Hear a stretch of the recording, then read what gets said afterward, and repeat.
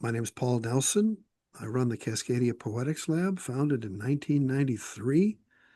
And here's from our website, empowering people to practice poetry and build community in ways that deepen connection to place, self, and the present moment.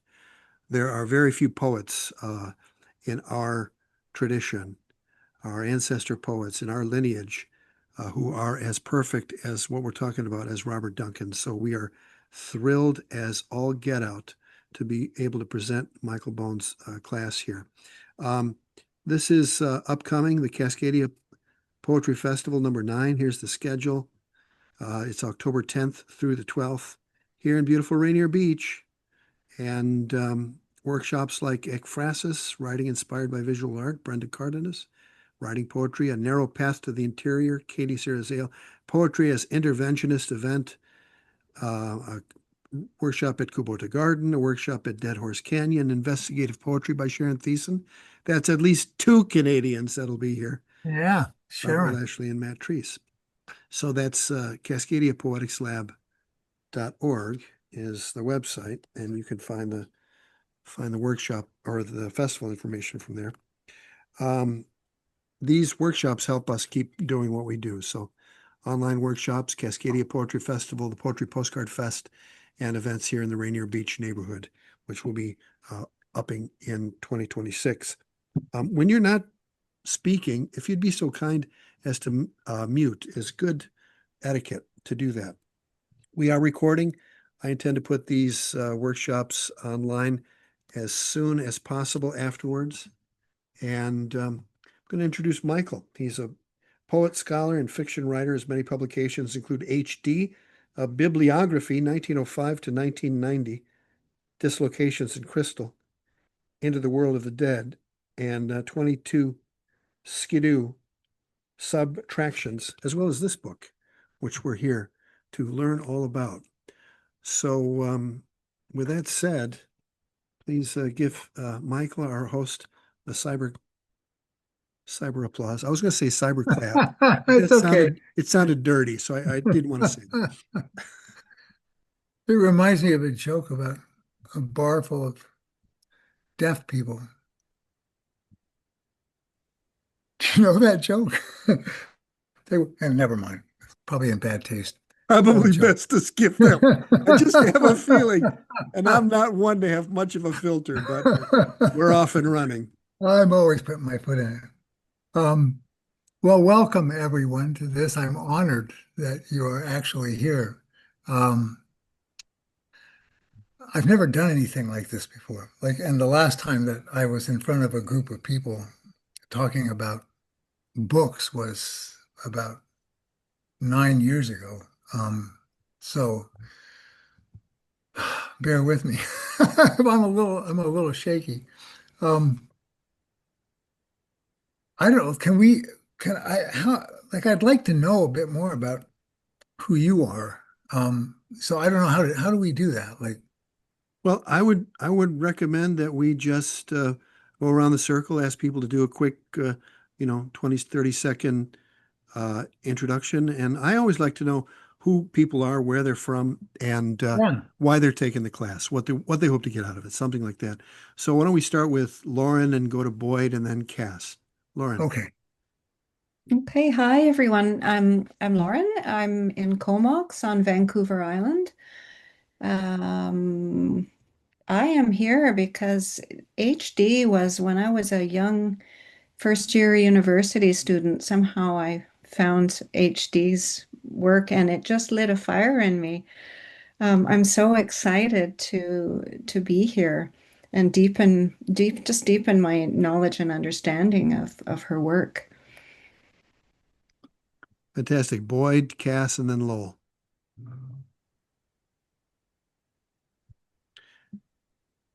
Sorry. There you go. Hi, I'm Boyd Nelson. I'm right now in Salt Lake City. I moved here, probably longer than I thought I did ago. I'm from Utah originally. I spent most of my adult life in Boston. And so I have a sort of great respect for the traditions that Mike is talking about. And Mike and I have been corresponding um, uh, over email. This is the first time we've actually been able to sort of talk face to face, as it were, virtually. So it's a pleasure to be here. Cass Lowell, and then Aaron. I'm Cass. I'm in Seattle, Washington, and yeah, why am I? Well, so I actually a friend bought me this book, the HD book, your book that you edited, Michael, like a year ago, and I like have not gotten all the way through it, and was really excited when Paul told me that this class was coming because I love to just like sit down and get to like read the whole thing, like talk to it and process it with people. Yeah, I'm really interested in Duncan, and like Diane Dupree is like a big sort of inspiration for me. And so learning more about that milieu is like always an opportunity I try to take. Thanks, Cass Lowell. So I'm Lowell Murphy. I'm connected to the Cascadia Poetics Lab by being the grant writer for this group, and I'm really excited about being part of this class. I know just a little bit about HD and studied a few of her poems in other survey courses, so I'm very excited to learn about her. Beautiful, Lowell. We're going to go Aaron, Matt, and then Scott. Hi, Aaron. Hi, I'm Erin. My last name is Redfern, and I just very, very recently moved to Tacoma, and I'm missing, my home poetry community. So, in part, I'm taking a class just to touch base with some local poets, but also, um, I would love the opportunity to go back and reread HD, especially trilogy. I've just started. I mean, I'm a good student. I read the assignment for today, and Duncan is fascinating, so I'm excited about that too. Matt, Scott, and then Jay Swan. Yep. So I'm Matt Treese. I'm on the board of the Cascadia Poetics Lab. Live just outside of Seattle in Kent, Washington, on the ridge, kind of sitting over the Green River. And I've been kind of under the wing of Duncan for quite a while. I feel like I've been through this book a few times, but it's always something that come back to and get a lot of richness from, and it'd be great to get back into HD again as well. So, Thanks, Matt. Scott. Hi, good to see you all. I'm across the valley from Boughn in Cumberland. This morning I woke up on Cortez Island, so I'm a little discombobulated spatially. Really looking forward to getting into this book. I've had it for some time. I've started from the beginning. I've leapt in here and there, and I've never really gone all the way through it. And so looking for that as a possibility. And with the reference, with the notion of, again, trying to get a sense of what is called for in this time. As you may have heard already, Jimmy Kimmel just got axed.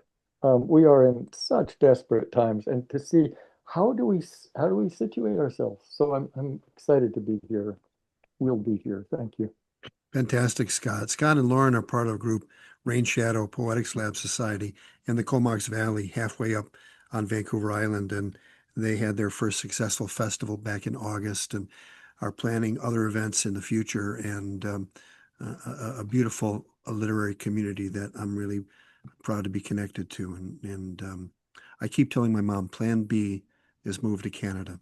So I'm just keeping things warm there. We're going to go Jay, Mateo, and Chris. Jay. My name is Jay Swan. I live in Durango, Colorado. But since this is Cascadia, I guess I should say I grew up in Olympia and have family in Port Townsend. I go back with HD and Duncan for quite a while. I was back in the 80s. I was a student of Denise Levertov and Albert Jelpe, who you might know from HD scholarship.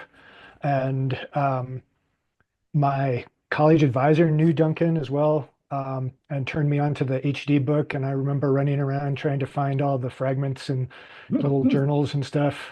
And I have never really left HD, and then when the book came out in 2011, I got that and have read it a few times, and still super excited about HD and Duncan and all of that, and just looking to learn more and meet other people who are interested in the same. Thanks, Jay. Mateo, Chris, and then John. Mateo, first unmute yourself and then speak. Sorry about that. Hi, I'm Mateo Morse or Matthew Morse. I'm in Brooklyn, New York. I have some roots in the Pacific Northwest. That's how I found Paul's Cascadian poetry group. And I've taken some classes there and always loved them. Now, Duncan, I've never really, it's always been on my to-do list. It's funny, I even attended New College, but it was in the early 90s after he was dead. And I actually lived around the corner from the house where Duncan and Jess lived near 24th, 17th and Folsom. So this is a great pleasure for me to take this on, and I'm looking forward to it. Thank you. Thanks, man. Chris? Yeah. Yeah, I'm Chris Brandenberger, and I'm in Palo Alto, California, though I was born in Seattle. So Cascadia roots, I guess. I actually knew Robert and Jess, and not well, but knew them and the New College connection, and have been a student of HD's mind map at least for a long time, and studied a bit with Diane DePrima as well. So yeah, I'm really looking forward to this. We're working on a Diane DePrima course too. We don't have that nailed down, but her occult tradition.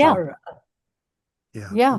Yeah. She really, you could go into the garage at she and Shep's house, and yeah, they had all the stuff laid out, No, don't touch that. That needs the different moon phase. The Occult Garage sounds like a good band name. All right, John, Michael, Julia, and Linda, and then we're all done. Hi, my name is John Levy. I live in Tucson, Arizona.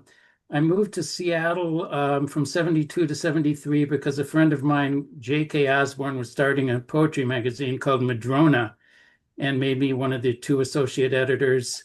Then I lived there from 78 to 79 also. I really loved it. Then I relocated to Tucson. I saw Duncan when I lived in Albany next to Berkeley for 6 months, and I saw Duncan frequently read and talk. And I like his poetry a lot, and same with HD. And I found out about this from Matt, so thank you, Matt.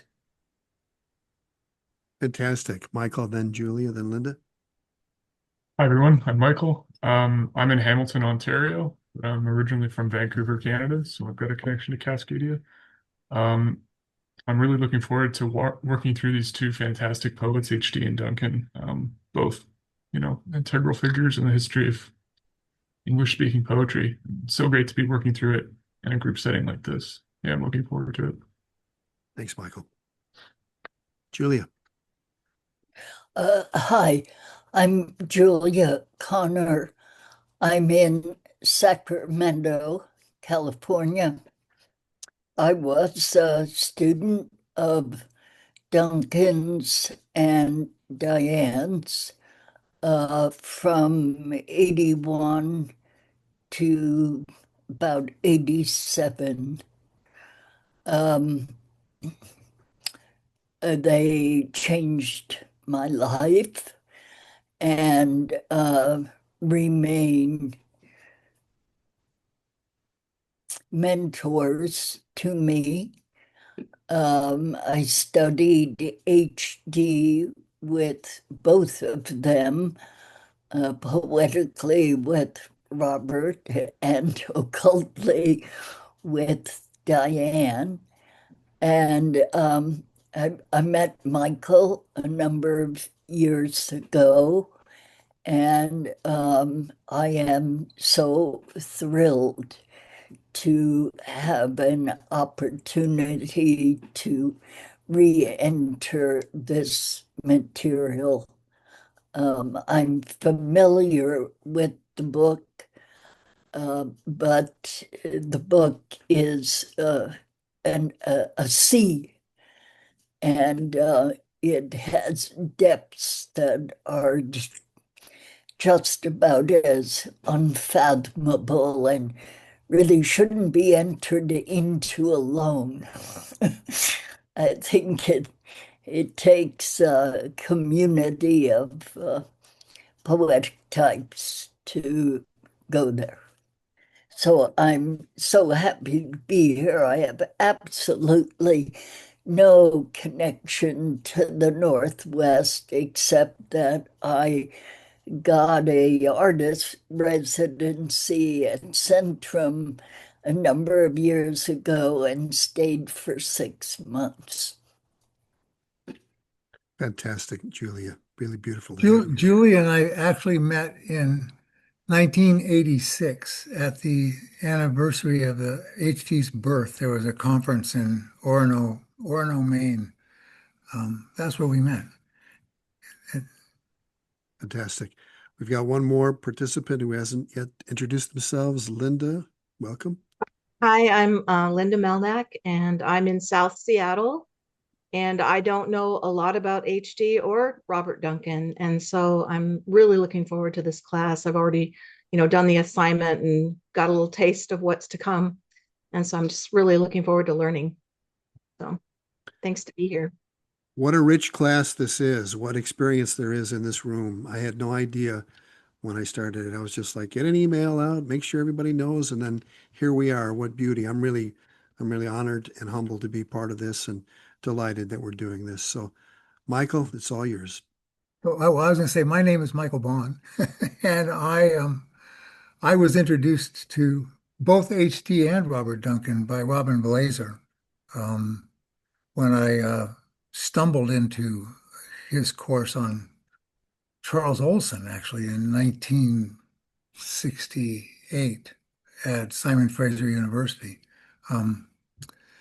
which was, I don't know, it was magic, pure magic. And yeah, and they've been part of my life ever since. He lent me his 3 copies. No, like in 1968, HD was pretty much unknown.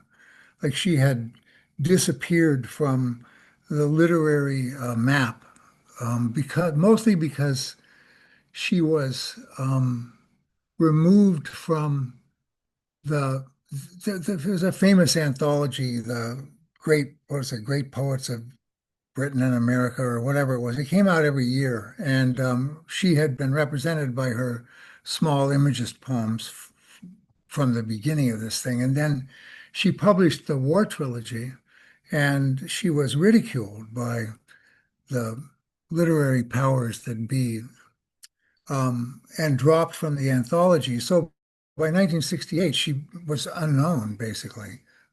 Robin lent me his 3 copies of the War Trilogy, the 3 books that Oxford University Press had done. And that initiated my relationship with her. He also brought Duncan to town, which initiated my relationship with Duncan. Yeah, and it's sort of just, I think I mentioned this in a little squib that I wrote, that it's just one thing, it's like things follow somehow, the world is a series of mysterious connections you find yourself in. And the HD book was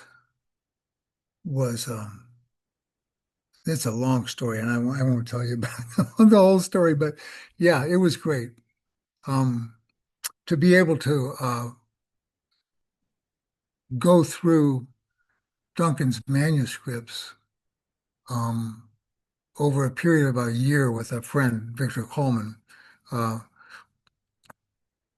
had come by the manuscripts in a somewhat illegal manner.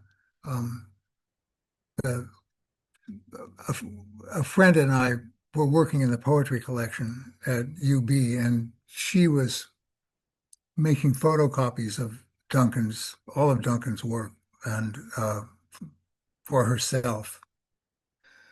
and she made a copy for me. And then years later, they became instrumental in my being able to edit the final transcript of the work. So, wow. Well, I don't know. I thought I would begin with some. I don't see. It's a little difficult. I don't want to become redundant and start telling you stuff that you already know and be one of those boring guys with his yellowed sheets of notes. But I wanted to start with some discussion of the title of this workshop, The Roots of Modernism, because it raised for me some interesting issues that are actually central to the book in a sense, or central to Duncan's concern.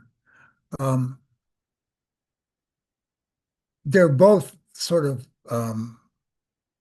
problematic words in a way. I mean, what are roots, and what is modernism? That's a huge question.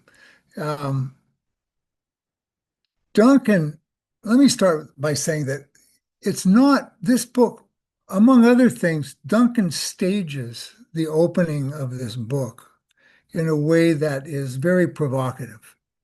That is to say that he opens the book with literally with his imagination being impregnated by Miss Keogh, his high school teacher, who plants the seeds of poetry in his mind, in his imagination.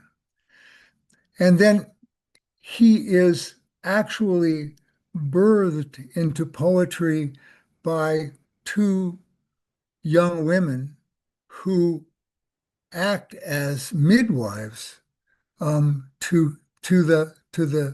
his birth into poetry. Lily and oh, I'm sorry, what's her name? The other Adelaide, the two young women that he was extremely close to in Berkeley. And the opening of the book is a kind of dramatization of that process that opens up fundamental questions about what poetry is, what it can do, and its role in the salvation of the world, I guess you could say.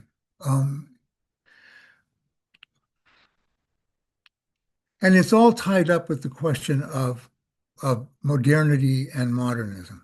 I think the way that the word modernism is used in the title is a reference to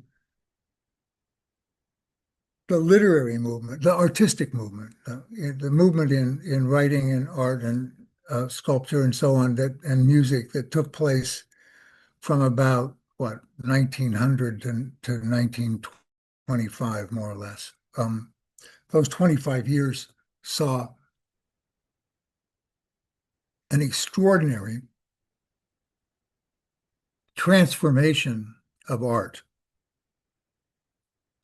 But the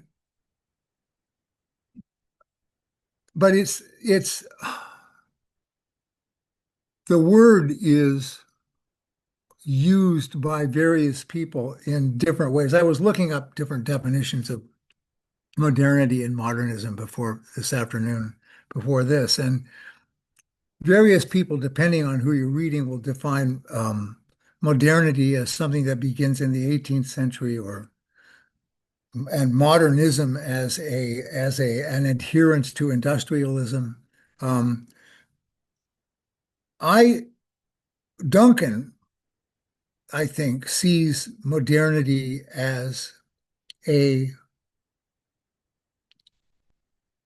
cultural transformation that begins sometime in the mid 14th century. I mean, with the paintings of Giotto and the seeds of the Renaissance, the beginning of what's called humanism, which is the transformation let's say, the redistribution of authority from a hierarchical society that's controlled by the church and the aristocracy to a culture and society where that authority is distributed a little more generously to the bourgeoisie and to people that supported them in their revolution against the church and the aristocracy. The culture that comes out of that is loosely defined as humanism. And the human part of it is the redistribution. It's no longer a society and culture that's organized around the thought of God. It's a culture that's organized around the thought of the human and the powers of the human, and specifically the powers of reason. Now, I'm sure many of you are familiar with Jürgen Habermas's proposal that modernity was defined by among other things, by the breakup of what he calls substantial reason, which is the ideological control of the church over key cultural powers. And specifically, the powers that he points to are the ability to control justice, beauty, and truth. And those are all facets of the hierarchical control and definition. Now, what happens is that he argues, and I think this is pretty obvious, he argues that beauty devolves in this process of the redistribution of authority, what we call democratization. Beauty becomes art, which is no longer under the control of the church. Justice becomes the law, and truth becomes under the control of science. Now, I don't know how you feel about this, guys, but I mean, I'm happy. I'm glad that happened. But it leads to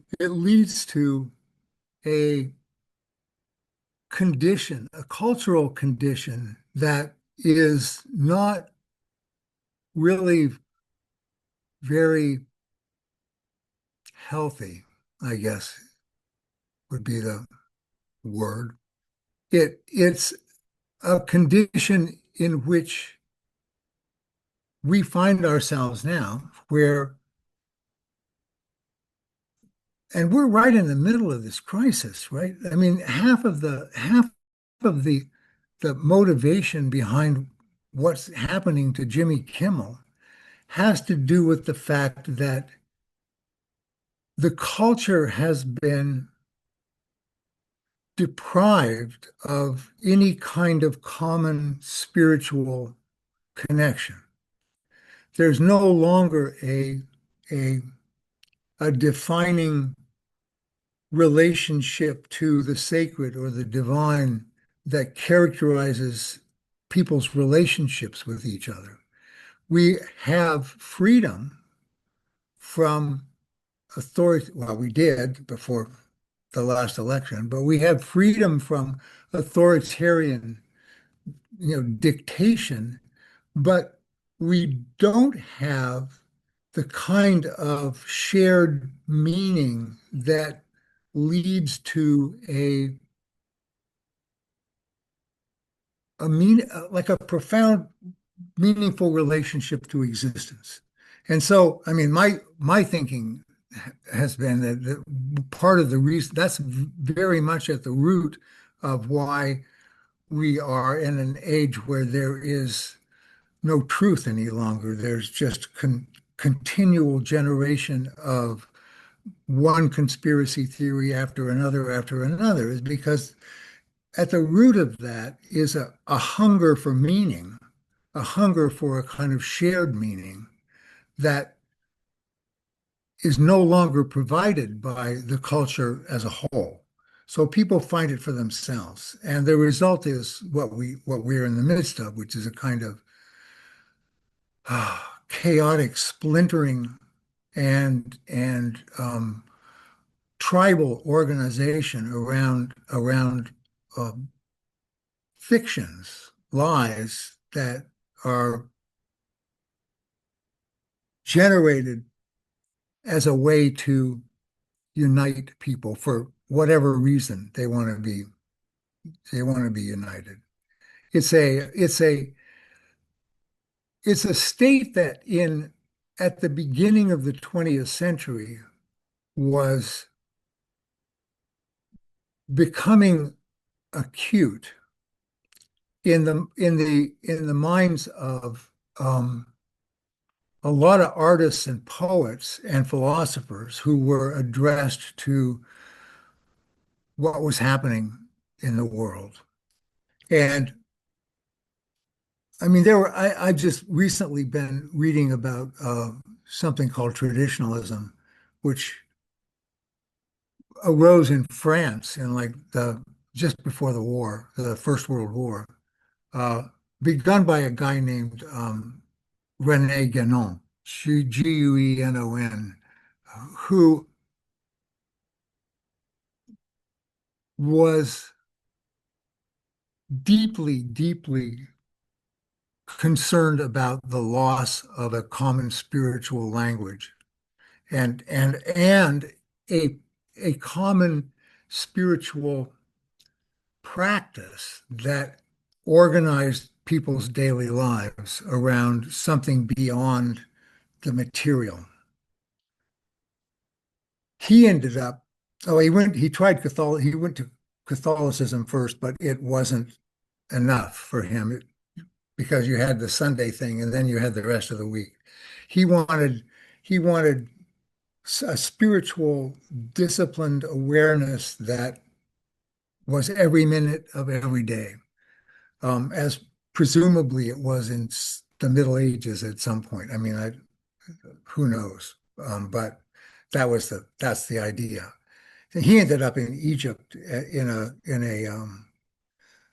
ultra conservative Islamic society. But he had followers well, in fact, one of his followers is a guy named Steve Bannon, who is well read in traditionalist philosophies. It's a really interesting thing to look into if you like that kind of thing.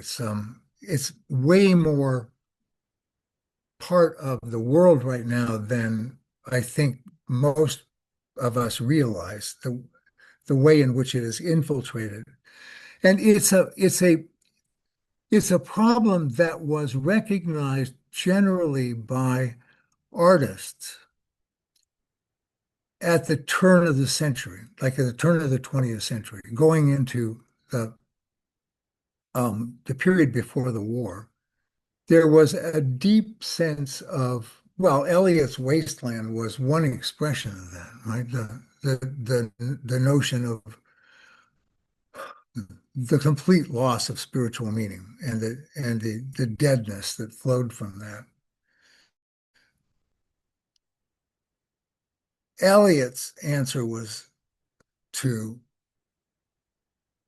return to the Anglican Church, which was not a particularly interesting to Pound or HD. But they too looked back for a way to connect with a sense of spiritual meaning.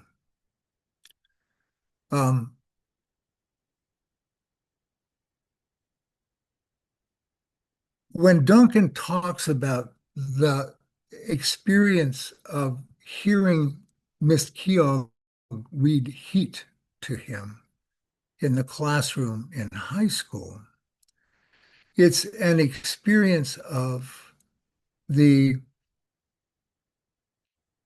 concentration of the world the concentration of the world into an experience of numinosity, numinous meaning. And it's an opening up to him of the possibilities of poetry as the agency of that event. Poetry, in fact, as you probably all are poets, right? Like, we all are, right? Poetry for him at that point becomes a doorway into or out of the modern world, a doorway out of the modern world and into a world of intensities that speak to a numinous reality. I asked you to read the Georgian poets just to get a taste of what else was being written at that time, like 1913. Like H.D.'s book comes out in 1916. Seagarden's 1916, but the first poems are published in around 1913, I believe. And she and Pound and Aldington are hanging out in the British Museum every day, translating Greek manuscripts. And it's in the process of translating the Greek that she encounters the possibility of minimizing the I don't know how to say this exactly, like minimizing the language to the point that it becomes a concentration rather than an exposition. So when you read, did you guys take a look at the Georgian anthology? I don't know if you did, but it's a lot of exposition. There's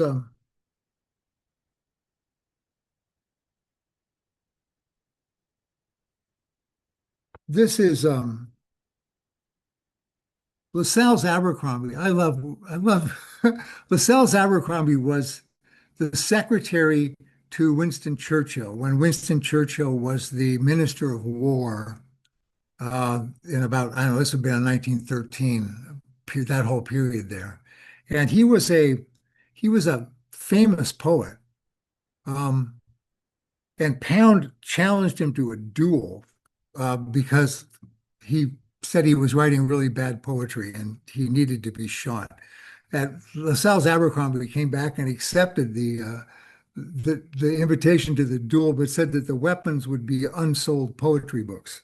It was a kind of shot at Pound, right?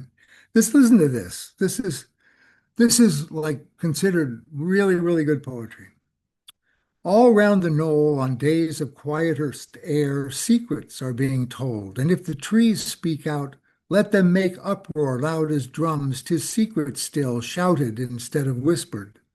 There must have been a warning given once, no tree on pain of withering and sawfly to reach the slimmest of his snaky toes into his mounded sword and rumple it. All trees stand back. Taboo is on this soil. I won't go on.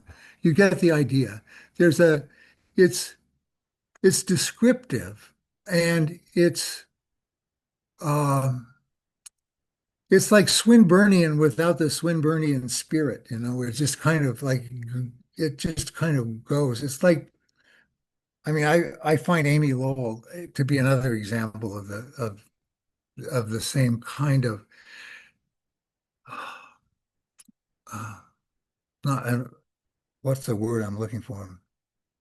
It's loose. I was going to say flat. Duncan kind of chides her for turning imagism into a pretty picture. A pretty picture, exactly. Well, Pound called her a beer hall poet, right? Like it was Amygism, he called it. Yeah, that's right. a pretty picture. That's the image. That's what she got out of the idea of image. Now, Duncan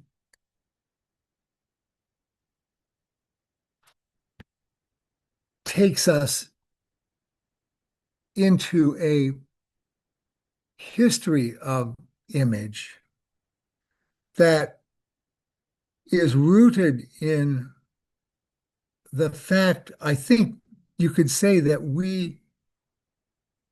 well, some stuff I've been reading recently, that we literally think image. Thought begins in image and then becomes language. I mean, I guess Pound would say it begins with rhythm, but certainly image is the root of thought. Now, as the root of thought, it can it can be, as HD does, and as Pound argued, I mean, sometimes he did it and sometimes he didn't. No, he was a little more hit and miss than with HD, but he certainly recognized her power. And her power came out of a recognition of the way in which the Greeks used image in a non-descriptive way to house power. And he talks about,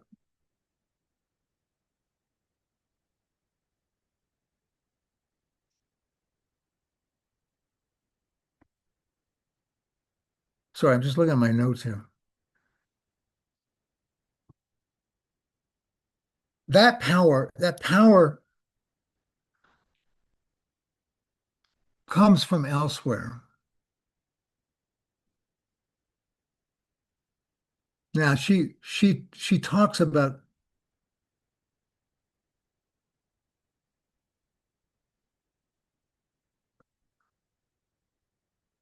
that power coming from a kind of in Notes on Thoughts and Vision. I don't know if you guys know that little book that she wrote. She talks about a jellyfish, the jellyfish mind that breeds these images that then inform vision.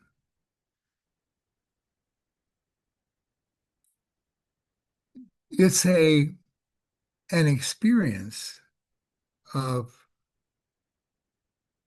the indwelling of the intensity of what we call the sacred.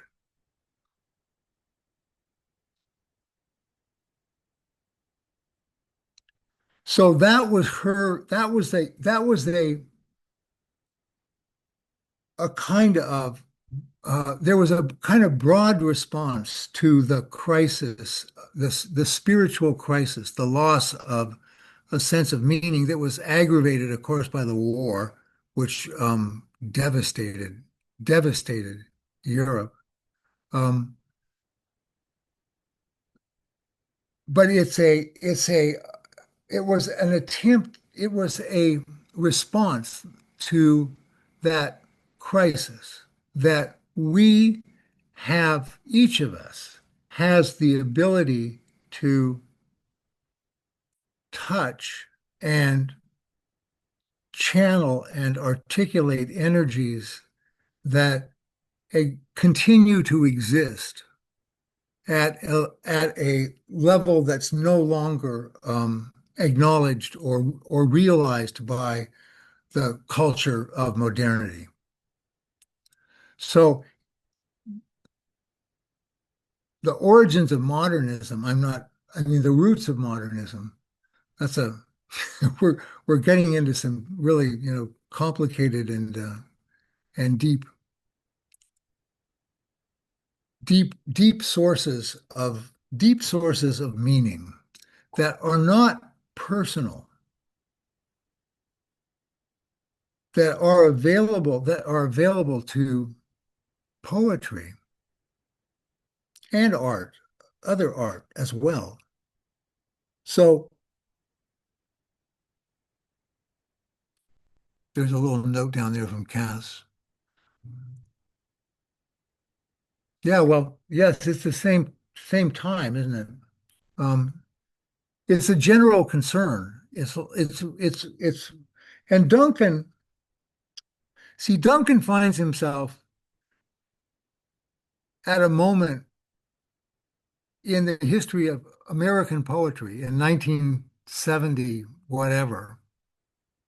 I'm not sure when I don't remember the exact date that he started the HT book, but found himself at a moment where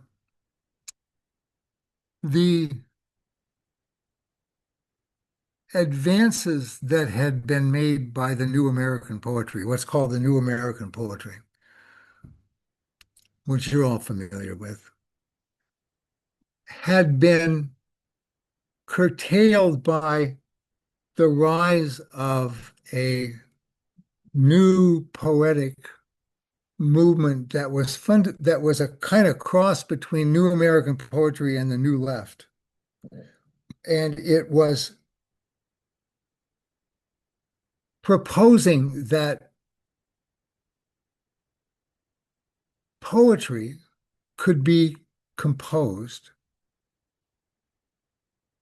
by following a theory that poetics, what's called poetics, was no more than a theory of how to write a poem. For Duncan, that was anathema. And HD was the catalyst for him to enter into and explore the the counter, the counter position. I'm seeing I'm a little distracted by Paul's notes down there. Am I just going on and on here? Are you like following me like this is like No, I think I'm following. There was just a Yeah. question of when it started. You said 1970, and I said it was probably about I don't know exactly the exact date in the 70s, but it was early in the 70s when the first sort of materialist theories of poetic production began to be produced. I don't want to rag out Uh, on language poetry or anything, but that's what I'm talking about. That's yeah. the moment. Sorry, somebody's talking. No, I'm trying to encourage you to Oh. carry on. Don't worry about your notes. Okay. Well, If you get stuck, you can read them. all right. Thanks, Julia. Um, I don't want to bore you because if you guys know a lot, I'm sure you know a lot of this stuff. And so, but this is just kind of background before we really enter into the meat of the book. Um, it was a time where, yeah, I mean, the famous incident was one of the famous incidents was where there was a showing of a National Film Board show on Louis Zukofsky. And Duncan was there, as were the various elements of the materialist crew to support. Oh God, I just dropped his name. Barrett Anyway, Watton. yeah, Watton, thanks. Barrett Watton's analysis of Zukofsky's 80 Flowers, in which he reduces the language to algorithms.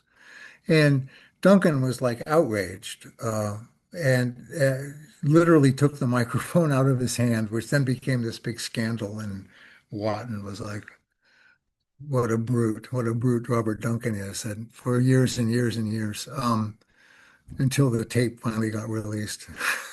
He wasn't a brute. What he said was, I think we should have a little fun. We should have some fun, like poetics as fun. Well, he went into the mode of Zhukovsky's address as having to do with the poet's life, not in terms of biography, but in terms of the nature of the poet's engagement with the real.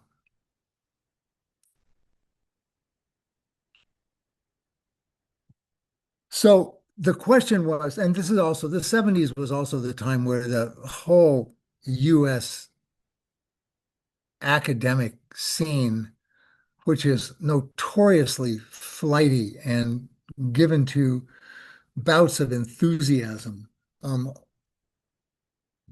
over questionable ideas, went nuts over what in Europe was the current articulation of a long philosophical conversation and tradition that went all the way back to Plato.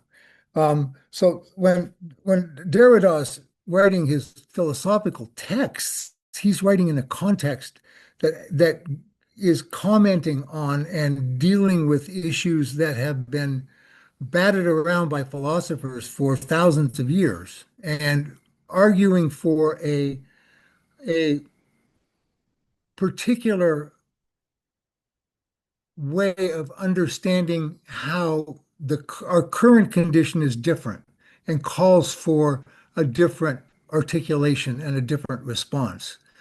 That ends up being imported into the United States, where it is then turned into a commodity, which is what Americans do really. I'm sorry, I don't mean to be. I'm originally American too, so if I insult Americans, We can take it. We can take it. There's a tendency in American culture to commodify things and turn them into really sweet goods, you know. And that's exactly what happened to Derrida. He was ripped out of the philosophical tradition and turned into some kind of saleable theory that could then be turned into into an infinite number of dissertations, books, articles, whatever, right? It was like no longer had to do with an active intervention in a long philosophical conversation. And one of the results of that was this idea that poetics was theory, that you could come up with some theory that would generate a poem. Well, for Duncan, that's just absolutely nonsense. The poem and what we see in the HD book that grows out of this moment of impregnation and gestation and birth is an understanding that poetics is the result of a spiritual ordeal. And Duncan's spiritual ordeal, as it's recorded in this book, has to do with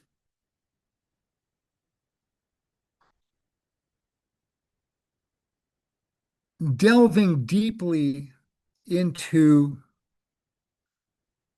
fundamental defining ideas, issues and ideas that have largely been repressed by the culture, by American culture. I mean, he grows up in Bakersfield, for God's sake. I don't know if you know Bakersfield. I've driven through Bakersfield more times than Anyway, it's pretty bleak, and I can't imagine. Bakersfield gave us hee haw, did it Yeah, not? right. There you go. You can't argue with Bakers that. Bakersfield is for driving through. That's why they put it there. Yeah. I remember driving through one morning at like 2 in the morning and it was 106 or something like that. It was like just really unbelievable. And Duncan talks about it in he calls it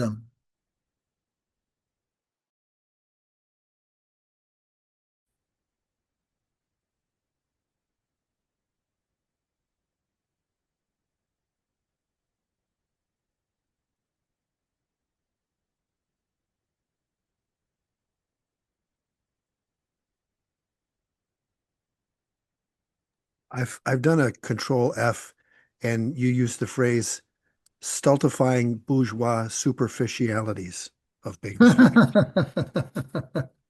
yes.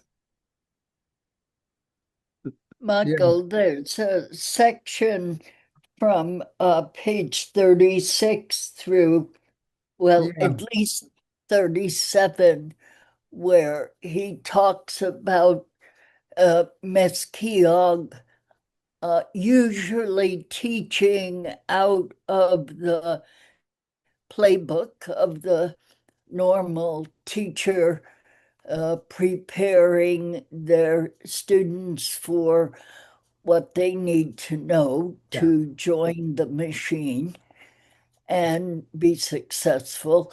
And then he talks about how she changes when she introduces certain books, certain subjects. This is all leading up to the poem, but Yes. he mentions Tess of the D'Urbervilles, for Yes. example.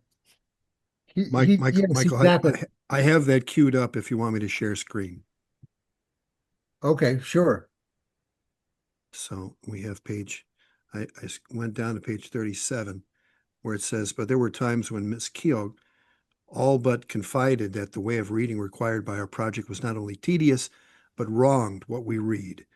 And there were other times when, even among these things we were supposed to acquire among our cultural properties, she would present some poem or story as if it belonged not to what every well-read person must know, the matter of a public establishment, but to that earlier, atavistic inner life of the person.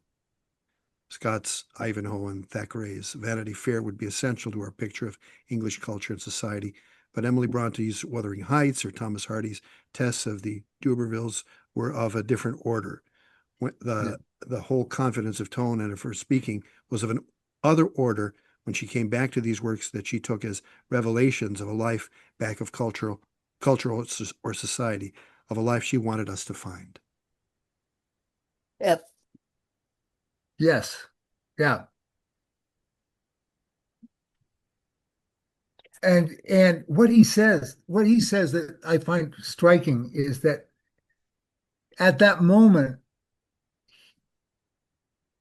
what he found in the poem was a love of a way of being, a love of a way of being.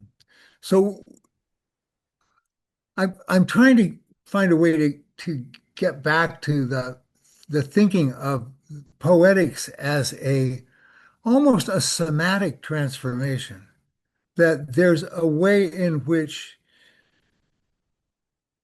you literally, I mean, Olson calls it stance in poetic verse, right? And projective verse. He talks about a stance in the world.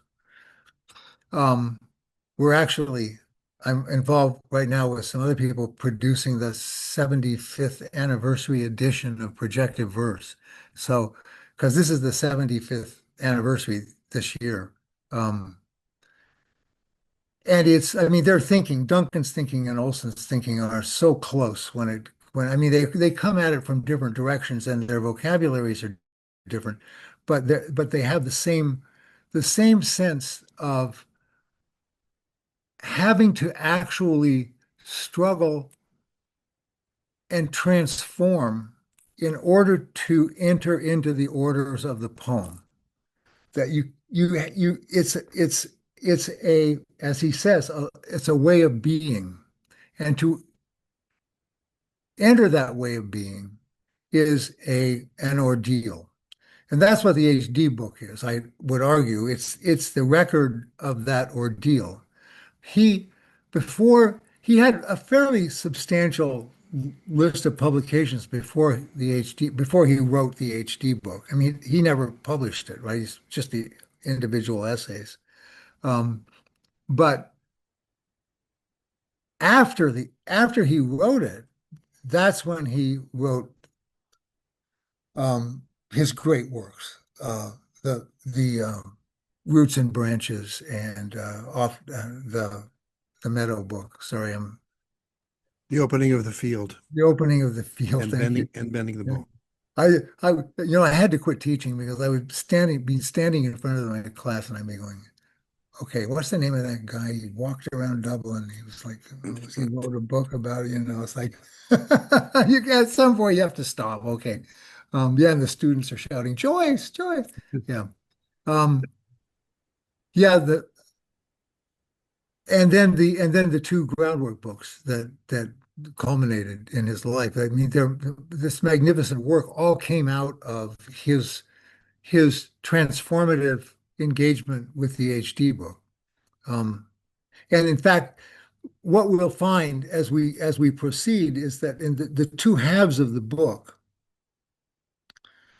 the half that we're engaged with now has to do with a kind of investigation of fundamental intellectual, cultural, and psychic issues that are central to his understanding of how the culture forms a person. So in a way, it's each one of the chapters engages an intellectual argument with a repressed knowledge and brings it to light.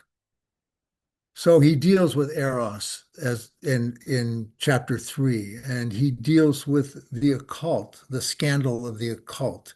Michael, would you repeat that? What kind of knowledge? I didn't hear the word.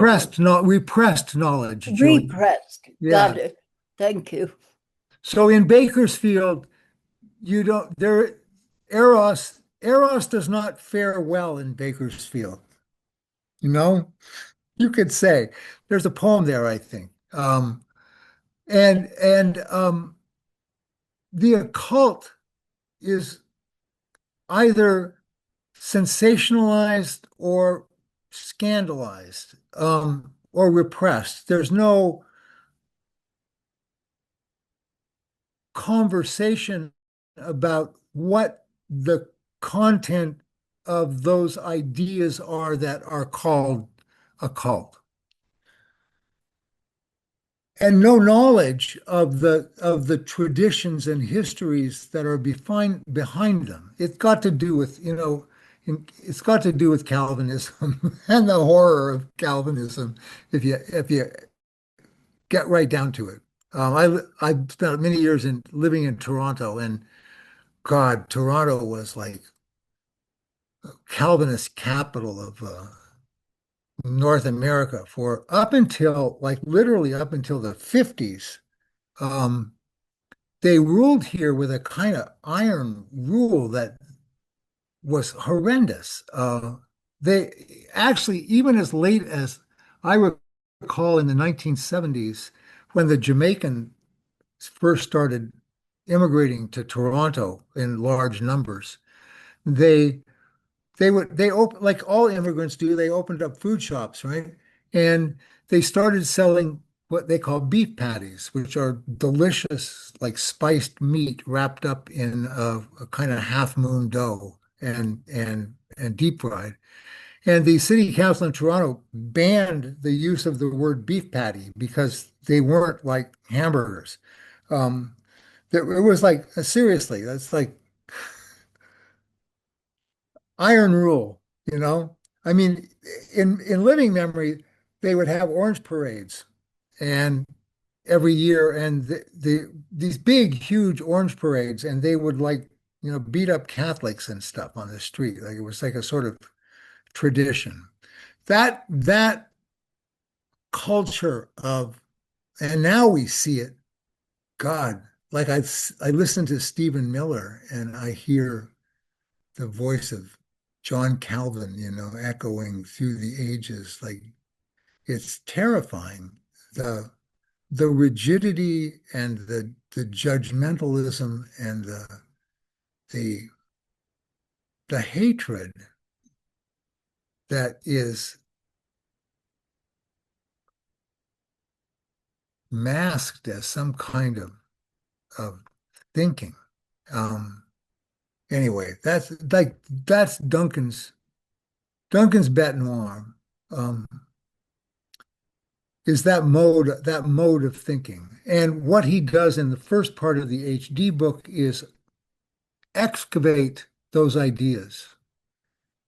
He goes deep into them, and reveals the hidden orders that have been repressed or lost one way or another.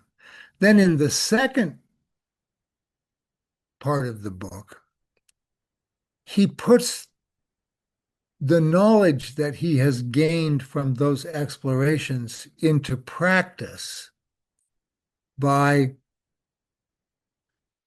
a daily practice of investigating his own thinking, his own psychic dynamic as it unfolds in every day, in dreams, in actions. And at the end of that, he comes out transformed, transformed, and he writes those marvelous poems. Often I am permitted to return to a meadow.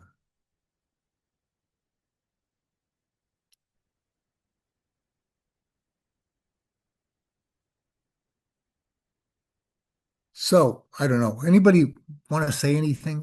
Should I keep going on? I can go blah, blah, blah for as long as you sit there and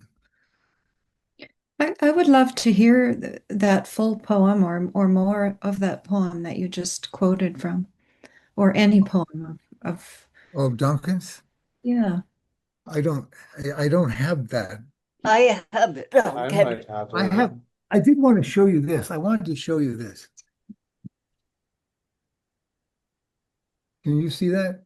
Yes. This is a drawing of Robert Duncan by a Buffalo artist named Harvey Breverman. And you see some people thought it was really ugly. Duncan loved it because it's him in an ecstatic trance with his eyes rolled up in his head. That's the work that he's doing in this book. Michael, I pulled up the Robert Duncan poem if you'd like me to screen share. Sure. Can I read it? I'd love it if you could. Oh, I'd love to. I love this poem. Oh, God.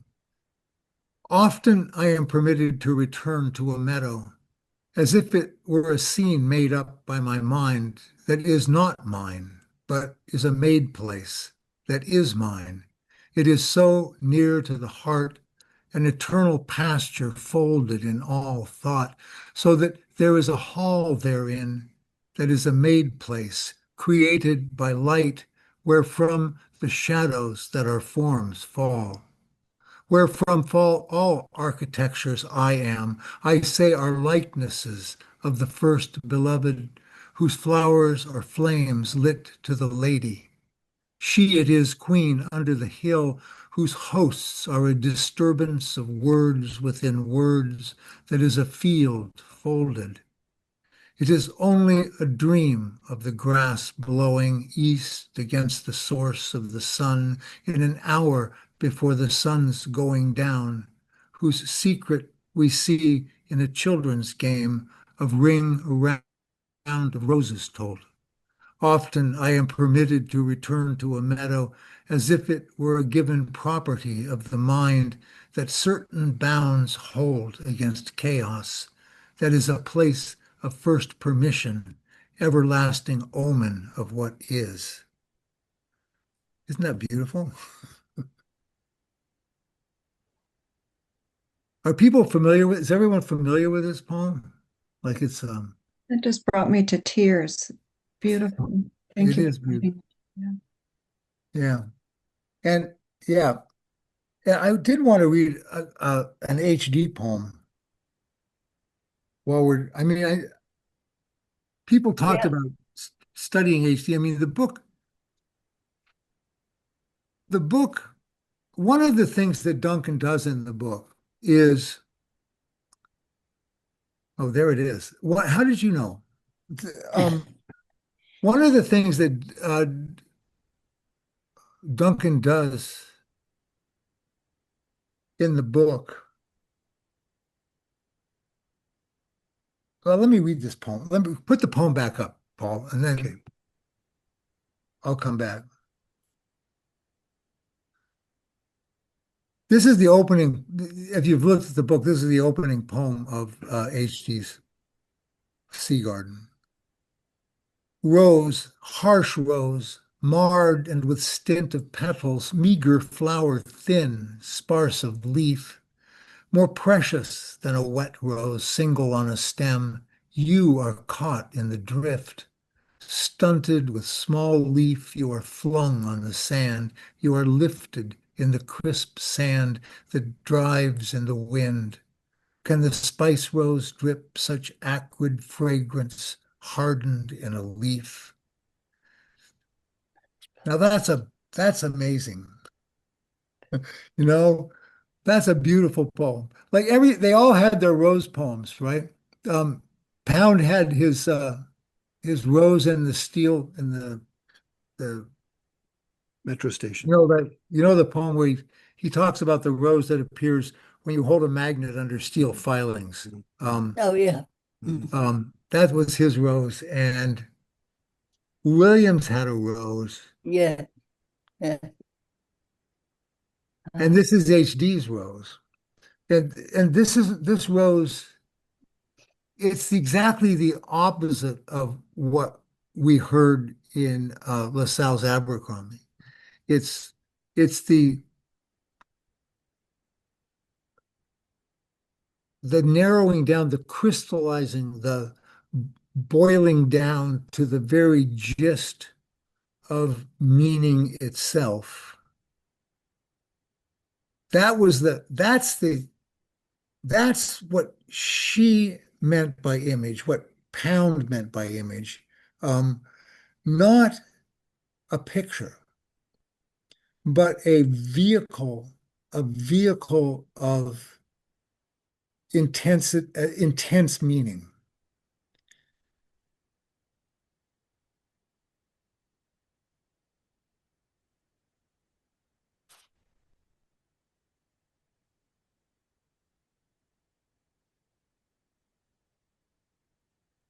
Somebody else say something. I Help have me. something. So Go I'm ahead. curious why people think that Duncan considers the second half of Garden as a separate poem. Um, he talks about that was how it was sometimes anthologized, Yeah, but in Sea Garden, it's the poem the Heat is the second half of the poem Garden, yeah. and I'm curious why people think he considered that separately as opposed to the whole poem. Oh, I think it's just because that's how Miss Keogh read it to him. Really. I don't think that was any particular uh controversial stand on Duncan's part. No, I mean that's how In fact, that heat is often presented that way, like as if it was the poem. That first half gets lost, but which is sad because it's Yeah, he said that's what Miss Keogh gave them was what she had, which was the anthologies at the time. And yeah, yeah, I think so. Is that you, Scott? I couldn't see. Yeah. no, it's Matt. Oh, Matt. Yes, that's right. It was often anthologized that way. It wasn't in principle. But it's not, I mean, HD was not limited. I mean, those are particularly important markers in if you read all of Sea Garden, it ends up with a poem called Cities. Do you know that poem? Did you get that far in the book? No. It's not by any means of the imagination an imagist poem. It's a poem that writes about it's it's actually almost a Gnostic poem. If you want to know the truth. It's about because I think she was reading oh yeah, there it is. It's long though, isn't it? Well, can we hear part of it? Sure. Cities, you are useless. We live. We await great events. We are spread through this earth. We protect our strong race. You are useless. Your cell takes the place of our young future strength. Though they sleep or wake to torment and wish to displace our old cells, thin, rare gold, that their larvae grow fat, is our task the less sweet? Though we wander about, find no honey of flowers in this waste, is our task the less sweet? Who recall the old splendor, await the new beauty of cities? The city is peopled with spirits, not ghosts, O my love. Though they crowded between and usurped the kiss of my mouth, their breath was your gift, their beauty your life. I actually have a longer version of that in my edition. Yeah, that's what I thought. It There's was, some, yeah, yeah, the one I have, yes, that's like the last four stanzas. There's like several more in my edition. yeah. Oh, there it is. Oh, yeah, okay, it's got a header. Yeah, I there you go. see. Right. And it's preceded by Pear Tree, which is, can you go back to that, Paul? Yeah, it's beautiful. This is one of those intense imagist poems. Silver dust lifted from the earth higher than my arms reach. You have mounted, O silver, higher than my arms reach. You front us with great mass. No flower ever opened so staunch a white leaf, no flower ever parted silver from such rare silver. O white pear, your flower tufts thick on the branch bring summer and ripe fruits in their purple hearts. And then she starts this long poem on city called Cities.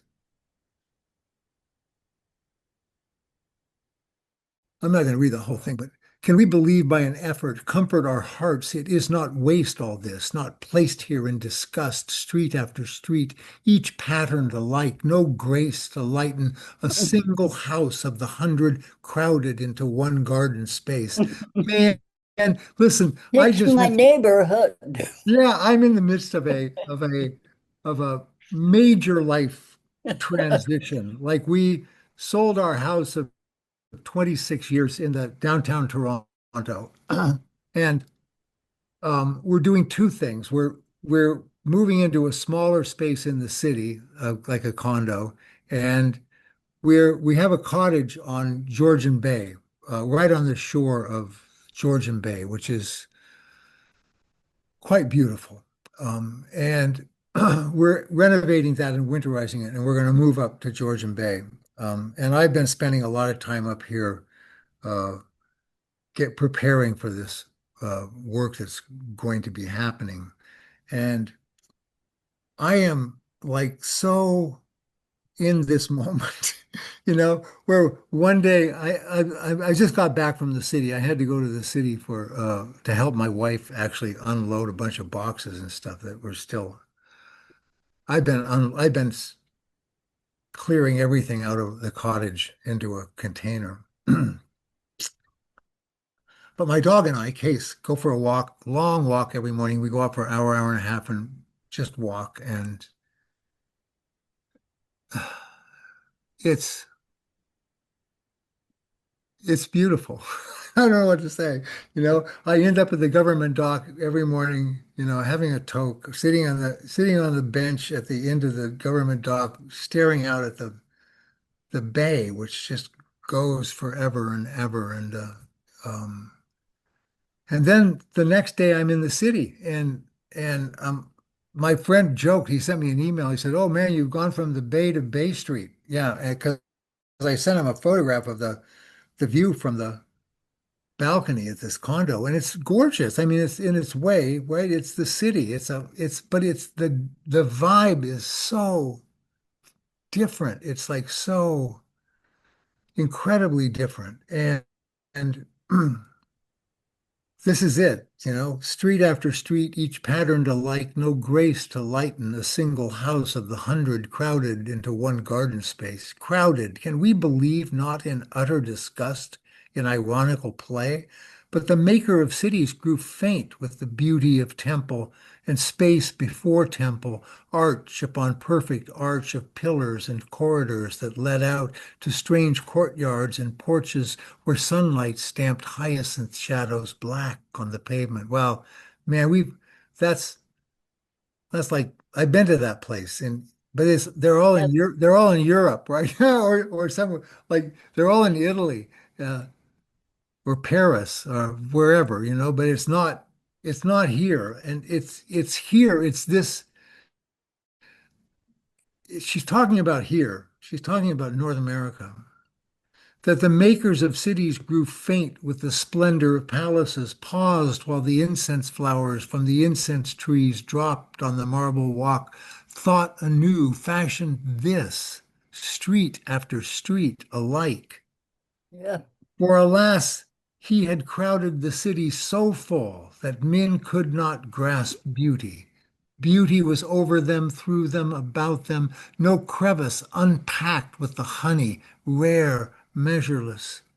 So he built a new city. Ah, can we believe, not ironically, but for new splendor constructed new people to lift through slow growth to a beauty unrivaled yet, and created new cells, hideous at first, hideous now, spread larvae across them, not honey, but seething life. And in these dark cells, packed street after street, souls live, hideous yet, oh, disfigured, defaced, with no trace of the beauty men once held so light. Can we think a few old cells were left? We are left, grains of honey, old dust of stray pollen, dull on our torn wings. We are left to recall the old streets. Is our task the less sweet that the larvae still sleep in their cells or crawl out to attack our frail strength? You are useless. We live. We await great events. We are spread through this earth. We protect our strong race.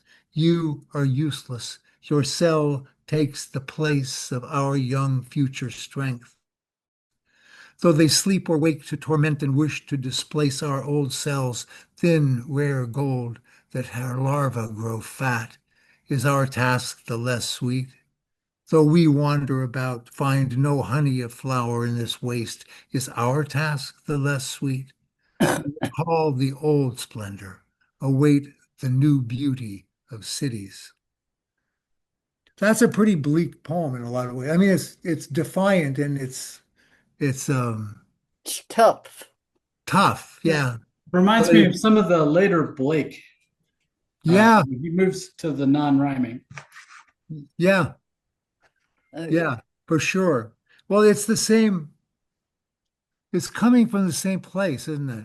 It's Yeah. coming from a. Go ahead, Julian. Well, in the Rose poem too, she's talking about the rose that has struggled for survival. This is not your everyday tea rose, Yeah, or yeah.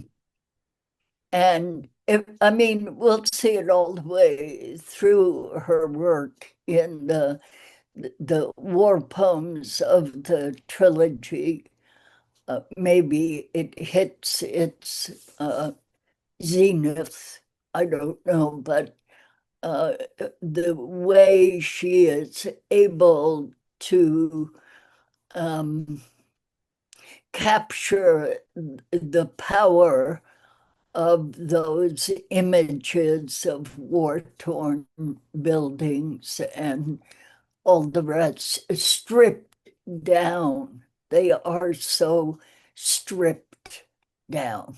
They're stripped down, but they're filled with a kind of hierophantic energy. Yes, they Yeah, are. yeah, Possibly because of that. yeah, yeah. She's, even when you look at her, she's delicate in a way, but she was one tough lady. Yeah, no kidding. She really was. And she survived some really incredible experiences. Um, I would like to ask you to um, spend some time, at some time, um, discussing the role of Eros in both of these oh, wow. writers. Okay. Just a little. Yes, no, absolutely. Well, I mean, we'll come to that chapter, right? We could actually go there. I mean, unless people want to talk about other stuff, we could go to Eros next week, um, and read Duncan on that. Um, and we could take it from there. I see there's a comment about bookmarking. Can you talk a bit more about why you say that Cities is a Gnostic poem? Yeah, and if I could revise that question a little bit too, just like I'm really curious about like how Gnosticism plays in to like Duncan and HD and like to Prima as well, and like especially in light of what you're talking about with that loss of spiritual tradition or looking back at the tradition where you see that in the work. Yeah, it's a very seductive ideology, Gnosticism. I'm not a big fan, actually. I mean, I think the idea of gnosis is significant and important. I don't like the way in which the world is dismissed as being broken. But at the time HD was writing this poem, stuff was coming to light. The what's his name had just published a translation of the Pistis Sophia, which was a, a Gnostic gospel, and with the story of the fall of Sophia from the realm of light, the pleroma, seduced into matter, where she's held trapped. That's us, and we're held trapped in matter, according to this myth. Um, and that's what you get in the poem. You see the way in which the larva, um, matter is seen as a a fallen condition, a condition of corruption. And Um, in some paths, irredeemable. Irredeemable. Yeah, well, it is irredeemable. You're not, I don't know. I'm not an expert on Gnosticism, and there are many, many, many different Gnostic um, takes on that are identified, different sects from early in the Common Era. But the fundamental shared perception is that, and it's really easy to fall into this now, like the common perception is that we're trapped. Like some of us have more of a perception of that light than others. Some of us can remember. Some of us are, sorry, I was just there's my dog. Some of us are have gnosis, have experienced the gnosis that allows us to see the way in which the world we are in is a world that traps us and keeps us from realizing our divine light. And you can see that in Bakersfield. I mean, you can look at Bakersfield that way. Like Bakersfield is like the apotheosis of the fallen world. Everybody's, you know, so worried about what the guy next to them is thinking about what they're doing, and they're all like, like hiding out and suppressing natural, their suppressing their lives in order to survive in a society that values conformity and work and has no time for art and Aaron, falderall. Aaron brings Um, up the poem The Shrine. yes. Cass, I'd like to say something in relation to Diane. She wasn't particularly into Gnosticism. She was into the whole thing.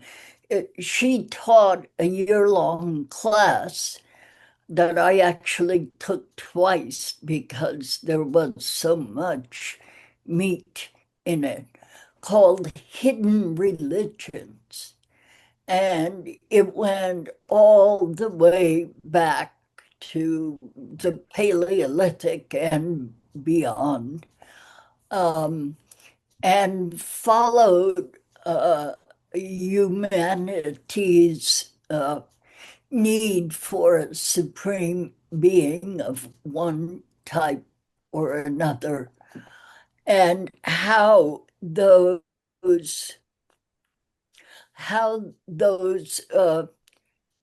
impulses to reach for the sacred got diverted into religions per se, and then how those religions inevitably produced heretical offspring that created what she called hidden religions all the way through Right. time.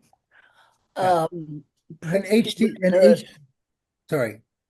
and of course, HD has a heritage through her family, through the brethren, of having been exposed to, well, at least I would say, ecstatic thought regarding a savior. The Moravian Church. Yes. Yeah. And So the Hutterites then. Like, Hutterites, yeah, originally yeah, Hutterites. yeah. Like like there's a period where Count Zinzendorf basically takes over the Moravian yep, Church in right. the 18th century, and she had Breyer actually buy and collect. He wrote hymns that are like erotic, like they're Yeah, downright they almost pornographic. Some of them, Wait, like who's writing these hymns? I need to write this Count down. Zinzendorf.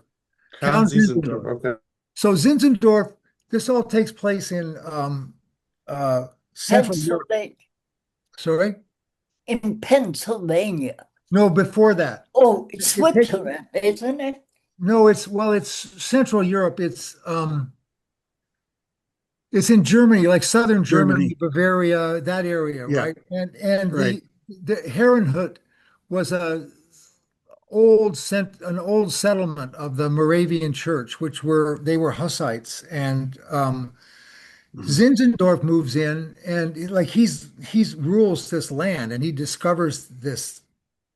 He gets into it, and he introduces something called the sifting period, which is an eroticization of the religion organized around the idea of Christ's side wound and the church members being bees that have to wallow in Christ's side wound. There's a whole bunch of sexual stuff about entering Christ and it gets really heavy. And then they introduce something called the love feast, which HD loved that.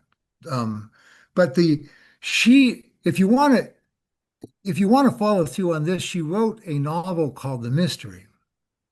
And the mystery takes place, is organized. Her grandmother was from Europe and was deep into the traditions of the sifting period in Zinzendorf and had knowledge of the founding community in Pennsylvania.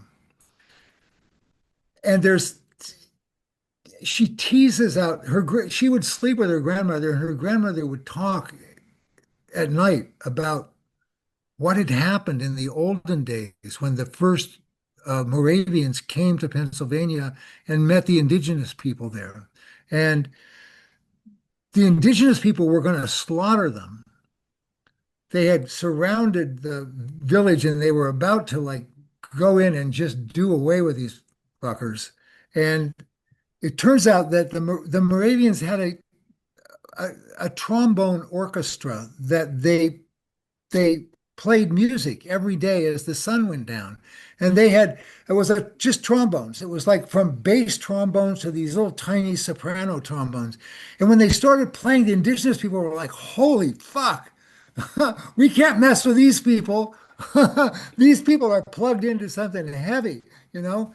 And her grandmother talked mysteriously about a ritual that took place after that between the natives and the Europeans. And at the end, the implication is that there was a sacred marriage, a public sacred marriage, a hieros gamos between a native woman and a Moravian man that was ritually joined the communities in a mystical union. Um, that's the novel, The Mystery. It's really worth having a look at if you're interested in this stuff. Yeah, thank you. Trombone's Thank enough. you. Trombone's Yeah. enough to scare anyone. Yeah, well, Aaron had put a couple of notes in the chat. I'd like to see if Aaron, sure. if you want to follow up on that, if you want to unmute and talk about that. And I have that poem queued up. Oh, I mean, really, it's just the questions. I don't know very much about whether when HD uses really precise language across poems, if she is, meaning the words the same way and meaning us to cross-reference. So I was just curious that shrines, it has a similar tone as cities, this kind of Yeah. disillusioned, like dismissal, but also a kind of awe about, I mean, she uses the words like blender and honey and also useless. So yeah, if anyone has thought about those poems in relation to each other, I'd want to hear what your thoughts are. Should we read it? Yes, please. The Shrine. She watches over the sea. Do you want to read it, Aaron? Oh, I love hearing you read. Are you tired of reading though? No, I'm never get tired of reading. Go ahead. Are your rocks shelter for ships? Have you sent galleys from your beach? Are you graded a safe crescent where the tide lifts them back to port? Are you full and sweet, tempting the quiet to depart in their trading ships? Nay, you are great, fierce evil. You are the land blight. You have tempted men, but they perished on your cliffs. Your lights are but dank shoals, slate and pebble and wet shells and seaweed fastened to the rocks. It was evil, evil when they found you, when the quiet men looked at you. They sought a headland shaded with ledge of cliff from the wind blast. But you are unsheltered, cut with the weight of wind. You shudder when it strikes, then lift, swelled with the blast. You sink as the tide sinks. You shrill under hail and sound thunder when thunder sounds.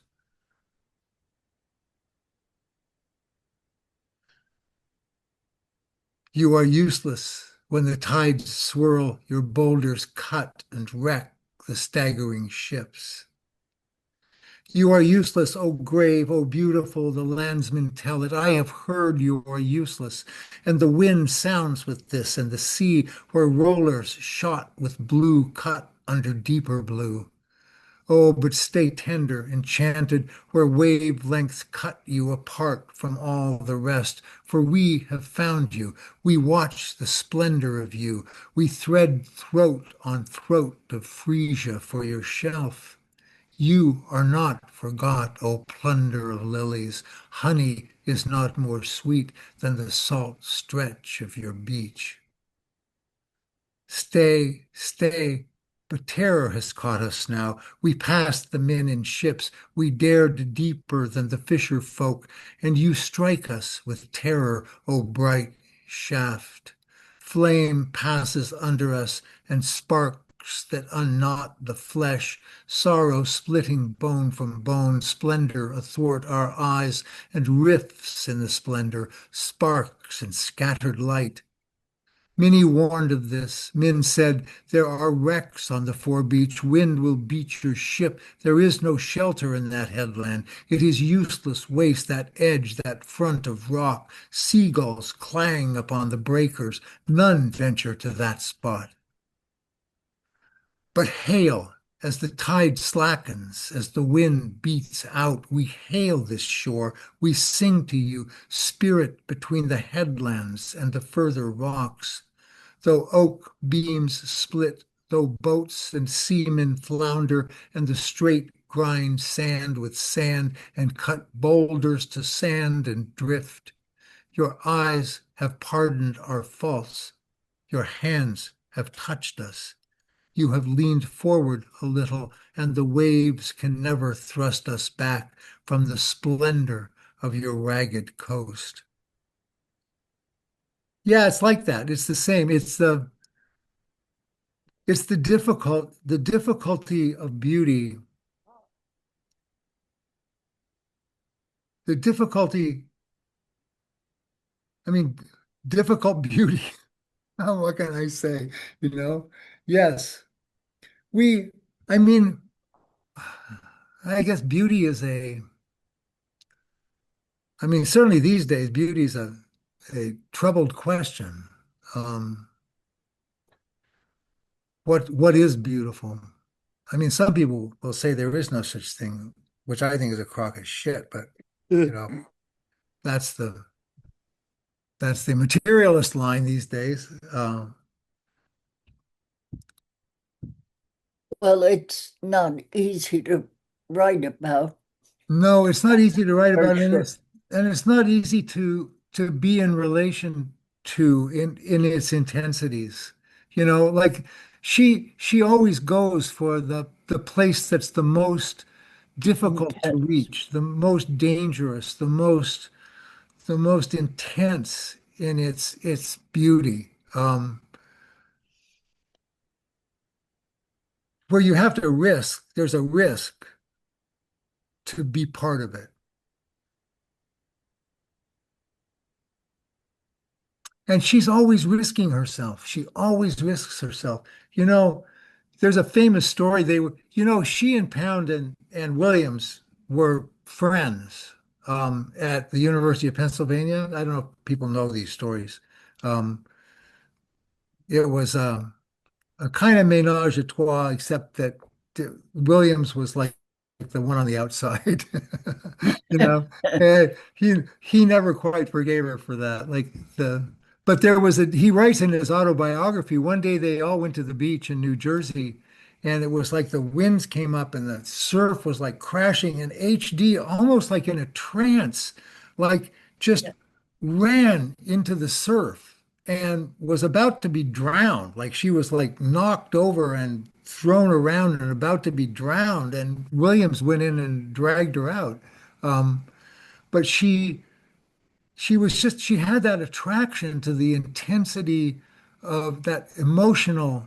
Yeah, it was an image of emotional intensity, right? Of passion. Passion. That's what it is. It's passion. Um, yeah. There's not a lot of passionate poetry these days of that order, you know. I just want to throw in a little story. This is not a. I'm not. I'm not a knowledgeable HD person, but I know something about the people that she comes from. So the Moravians, a little vignette. So some Moravians are on a boat headed from the U.S. Back to Europe, and John Wesley is on this boat.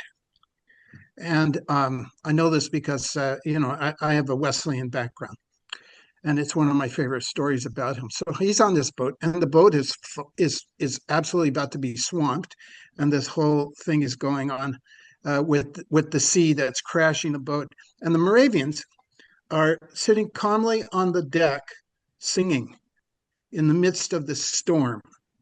So I'm saying there's a tradition there, and that so struck Wesley that he said, "Oh, I got to figure out what these guys are doing, and what is it that they have that I don't have?" Basically, because all he had was Church of England background at that point.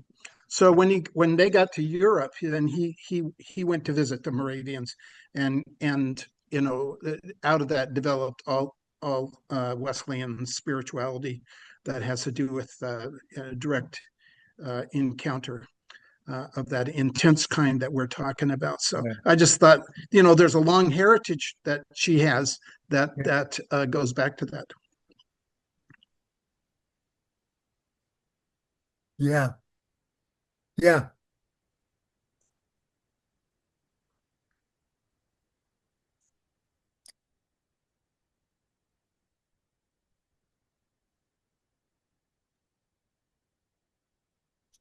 Thank, Well, thank you for that little story. yeah, thank you, Lowell. Sure. Mike, I just had a quick question. So I was thinking back to what you said earlier, and I forget whether you said it was for HD or for Duncan. I think you said it was for Duncan, that the image was the root of the mind in some ways, that it was the root of thought or the root of thinking. And I Yeah. was thinking about, um, I don't know, that relationship between Olson and Duncan you were mentioning about how we can use different terminology for many of the sort of same problems.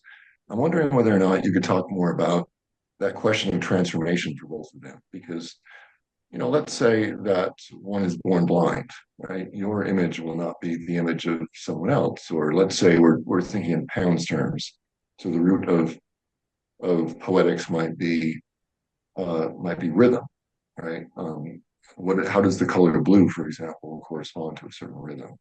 Or how does the idea of being in a world of certain poetics correspond in different terminology and so forth? I mean, could you speak more about just the way of being able to enter into Duncan's question of poetics and of thinking and of transformation that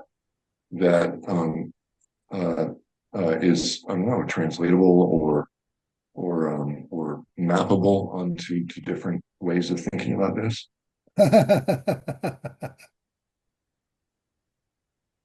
Well, geez, Boyd.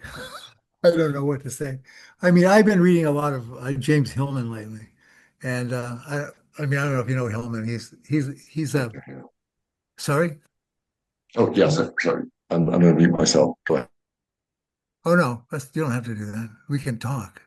Um, and that's where, I mean, that's for Hillman, it's all image, right? The mind is image, basically. It's that, and it just makes so much sense to me in terms of what HD plugged into.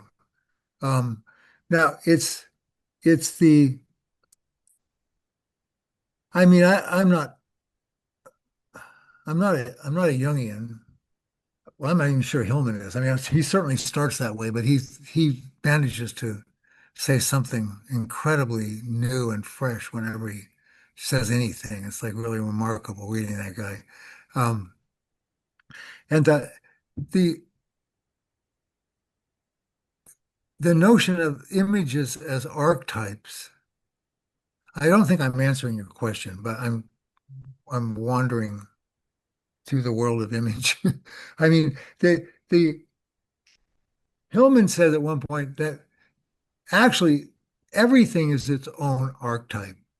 And that's when we're starting to move into the realm of Olson's and Duncan's thinking about the specificity of the world, that which is the opposite of Gnosticism in that in the sense that we're not talking about evil matter, we're talking about the absolute specific presence of everything in the world. It's is its own thing. There's no generality that can hold the wonder of the specificity of each thing. And Olson's move and Duncan's move is to try to articulate or give voice to the absolute image of whatever is under their consideration at that moment.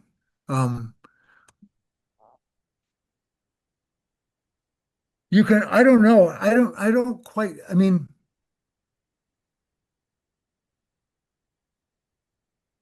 it's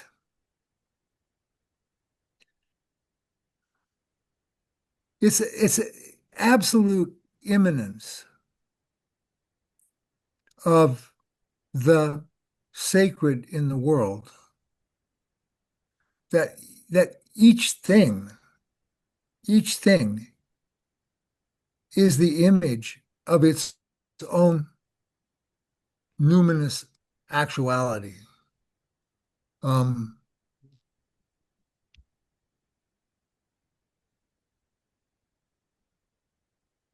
I don't know. I didn't answer your question, did I? I don't know how to, I guess I'm avoiding it. I don't quite know how to answer it.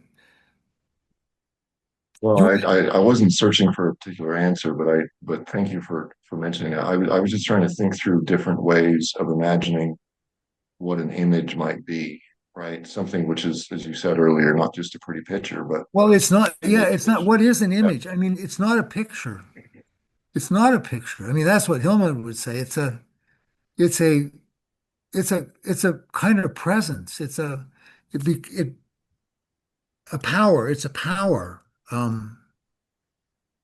But a specific, very specific power, that becomes known in a form. But the form is constantly renewed and different, even Right. I though, mean, it's in that Platonic sense, right? Or the Neoplatonic sense that the form never materializes. It can't yeah, be, it can't, it can only come into existence in varied, well, I guess imagos or images. So yeah, that's why exactly. everyone's sigil or whatnot is unique to them or has to Yeah. be passed. And it's very, very specific to poetry because that's the material of the poem.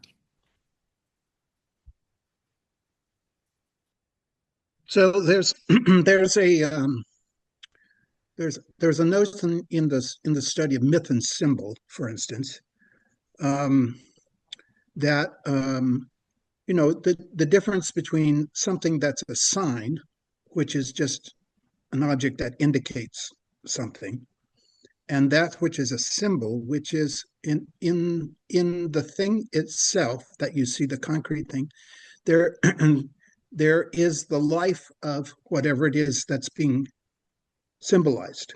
Yeah. So the appearance is concrete, and it's essential, and it promotes and allows the sense of the full reality of what's being symbolized to be present in the world at any particular moment. Yeah. Yeah. And it is has a Neoplatonic flavor to it. Olson talks about objects in projective verse and Yes. how they're related when you're composing by field. I have that queued up from projective verse if you're interested in me just Sure. pulling that up here. This particular paragraph right here.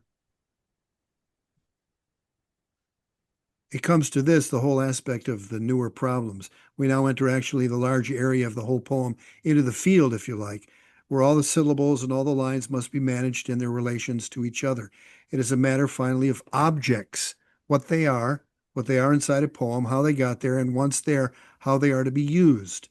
This is something I want to get into in another way in part 2, but for the moment, let me indicate this, that every element in an open poem, the syllable, the line, as well as the image, the sound, the sense, must be taken up as participants in the kinetic of the poem just as solidly as we are accustomed to take what we call objects of reality, and that these elements are to be seen as creating the tensions of a poem just as totally as do those other objects create what we know as the world.